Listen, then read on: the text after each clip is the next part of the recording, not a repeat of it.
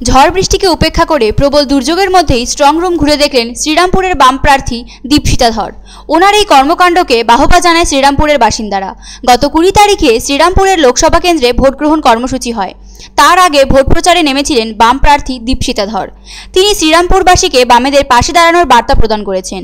এবার বিরোধীদের যাবার দামামা বেজে গেছে, বললেন আশাবাদী বাম প্রার্থী দীপশিতা ধর। তিনি বলেন, বিরোধীরা যতই চেষ্টা করুক না কেন বামেদের সরাতে পারবে না।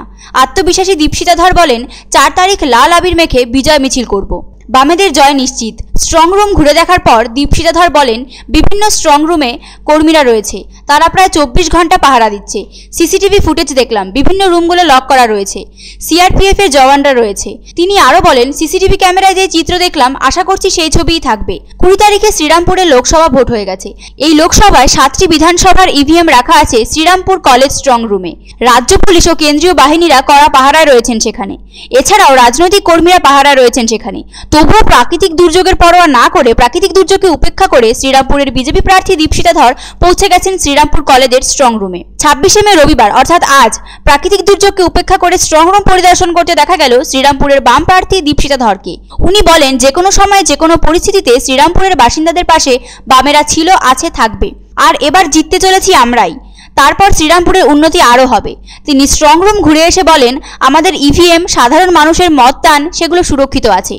আগামী 4 তারিখ যাতে এই ভোট গণনা সঠিকভাবে হয় এই আশা রাখি। তিনি আরও বলেছেন যে 2 মাস আগে থেকে আমরা আপ্রাণ চেষ্টা করেছি। কর্মীরা মাটি কামড়ে পড়েছিল ভোটের দিন ভোট কেন্দ্রে, এখনও কড়া পাহারা দিচ্ছে। প্রচারে বেরিয়ে মানুষদের যা মতামত পেয়েছি, মানুষের যা ভালোবাসা পেয়েছি, সেগুলোই জেতার হাতিয়ার। আর বামেরা মানুষের ভালোবাসার জোরেই জিতবে। তিনি বলেছেন, ভোট গণনায় যাতে কোনো রকম দুর্নীতি না হয়, সঠিকভাবে ভোট গণনা হয়, সাধারণ মানুষ যা মতদান করেছেন সকলে যাতে সঠিক ফলাফলটি শুনতে পায়। তবে আমরা সম্পূর্ণ নিশ্চিত 4 তারিখ আমরা জিতছি এবং আমরা লাল আবির খেলে উৎসব পালন করব বিজয় মিছিলের মাধ্যমে।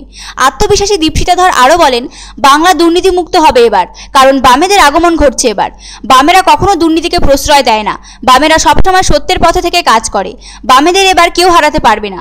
শ্রীরামপুরে বিজেপি তৃণমূলকে কোথাও দেখা যাবে না। বহুবার তৃণমূল দীপশিতাকে আটকানোর চেষ্টা করেছে বলে অভিযোগ দীপশিতার। বহুবার বিক্ষোভের মুখে দাঁড় করানো হয়েছে দীপশিতাকে, কিন্তু দীপশিতাকে আটকানো অসম্ভব, এমনটাই মন্তব্য করেন শ্রীরামপুরের বিজেপি প্রার্থী দীপশিতা ধর। শ্রীরামপুরবাসী বলছে, দীপশিতা ধর লড়াকু মেয়ে এবং শিক্ষিত মেয়ে, তাই আমরা দীপশিতাকে চাই, এমনটাই বলছেন দীপশিতা ধর। দীপশিতা বলছেন, আমরা থাকবো, 4 তারিখ আমাদের বিজয়ের দামামা বাজবে, আর লাল আবির নিয়ে বিজয় মিছিল করব, আর বিরোধীরা পিছু হটবে এবং 4 তারিখ বাংলার মানুষ সঠিক ফলাফলই শুনতে পারবে, এমনটাই আশা রাখছি। বাংলার মানুষ এবার মিথ্যেবাদীদের হাত থেকে রেহাই পাবে। 4 তারিখ হবে বামেদের উৎসব, সেদিনের জন্যই অপেক্ষায় আছি। প্রচারে আমার কমরেডরা 100% দিয়েছে। নির্বাচনের দিন সমস্ত এজেন্ট একদম বুথের মাটি কামড়ে পড়েছিল। এখন এই শেষ দিন 4 তারিখ অবধি যাতে গণনাটা সুষ্ঠুভাবে হয়। মানুষের যে রায়, সে যাকে খুশি তিনি ভোট দিন না কেন, তার রায়টা যেন মানুষ জানতে পারে, সঠিকভাবে যেন সেই রায়টা বাইরে আসে, যাতে আমরা লাল আবির খেলে বিজয় মিছিল করি।